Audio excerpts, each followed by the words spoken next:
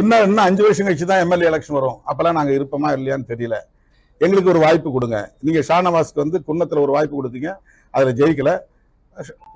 நாகப்பட்டினத்துல நின்னாரு, ஜெயிச்சிட்டாரு. 5 வருஷம் அவர் பணியாற்றிட்டாரு. அவர் வந்து வெளியில நின்று இதே மாதிரி பேசக்கூடியவர் தான். அந்த ஆற்றல் அவருக்கு இருக்கு. இதே அரசியல் அவரால் பேச முடியும். நாங்க உள்ள போய் பாக்குறதுக்கு எங்களுக்கு ஒரு வாய்ப்பு வேணும். நாங்க சட்டமன்றத்தில் உட்கார்றதுக்கு ஒரு வாய்ப்பு வேணும். இது இந்த கோரிக்கை ஒரு ஜனநாயக கோரிக்கை.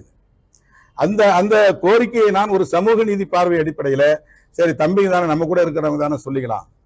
நாம் எடுக்கிற முடிவுக்கு எந்த இன்டென்ஷனும் ஒரு உள்நோக்கமும் அவங்க கற்பிக்க வாய்ப்பு இல்லை, அதனால நம்ம எடுத்துக்கிட்டு சொல்லலாம் அப்படின்னு நான் முன்கூட்டி சொல்லலை. அவ்வளவுதான். ஷானவாஸ் வந்து நாகப்பட்டினம் இல்லை அப்படின்னு தெரிஞ்ச உடனே ராயபுரம் வாங்கி கொடுங்கன்னாரு. ராயபுரத்தை வாங்கின பிறகு அது சரியா இருக்காதுன்னு பல்லாவரம் கேளுங்கன்னாரு. பல்லாவரம் வந்து தேமுதிகவுக்கு போயிருச்சு, வேற தொகுதியே இல்லை. அப்ப நாங்க சவுத்துல கேட்டோம், எங்கெங்கே கேட்டோம், எங்கேயுமே முடியல. முதலமைச்சர் தலையிட்டு பண்ருட்டியை கொடுங்கன்னு சொன்னார். அப்படிதான் அது வந்துச்சு.